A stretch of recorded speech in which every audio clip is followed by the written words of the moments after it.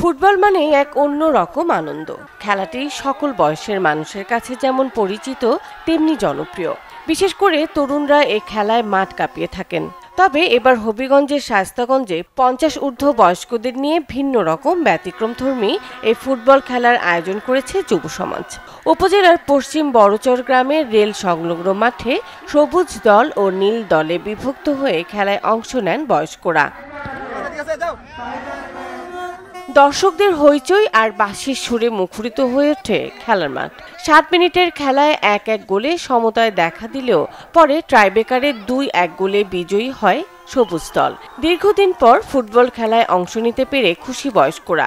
খেলাটি প্রতি বছর আয়োজনের দাবি তাদের।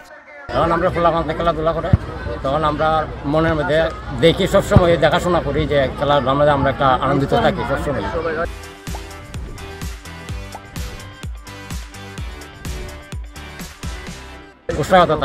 যে আয়োজনটা আজকে তারা করছে আসলে আমরা খুব অত্যন্ত খুশি হয়েছি। আমরা 20 থেকে 30 বছর আগেরই খেলা ছিল, 25 বছর ধরে খেলা ছাড়া আজকে এই যুব সমাজে অনেক অভিনন্দন জানাই। তারা দুইজনে একটা আয়োজন করছে, আমরাও সেই সুন্দরভাবে গোল হয়েছে, টাইব্রেকারে গোল হয়েছে, এটাতে আমরা আরো বেশি ভালো লাগছে। মানে 40 বছর পরে এই খেলার মাঝে আজকে যোগ দিচ্ছি, ইনশাল্লাহ খুব ভালো লাগছে আমার কাছে। সামাজিক ঐক্য ও একে অপরের মেলবন্ধন শক্তিশালী করার পাশাপাশি বয়স্কদের আনন্দ দিতে প্রতি বছর এ ধরনের খেলার আয়োজনের আশ্বাস আয়োজকদের। আমরা চাই ভবিষ্যতে তাদেরকে নিয়ে এভাবে একটা সুন্দর আয়োজন হবে এবং আমরা যারা আছি আমরা এখন খেলাধুলা করি এবং অনেকে আমাদের দাদা লাগুন, বাবার বয়সী, চাচার বয়সী অনেকে খেলাধুলা করতেছেন। আজকে তাদেরকে নিয়ে আমরা আনন্দ উল্লাস, একটা ম্যাচ অলরেডি হয়ে গেছে, তারা অনেক হ্যাপি।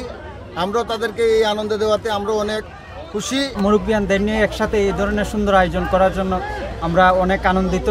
ভবিষ্যতে যাতে এই ধরনের আয়োজন অব্যাহত থাকে সকলের সহযোগিতা কামনা করি। খেলা শেষে বিজয়ীদের মাঝে পুরস্কার বিতরণ করা হয়। বিজয়ী খেলোয়াড় ছাড়াও গ্রামের প্রবীণ মুরব্বীদের সম্মাননা ক্রেস্ট প্রদান করেন আয়োজকরা। Desk report, channel 24।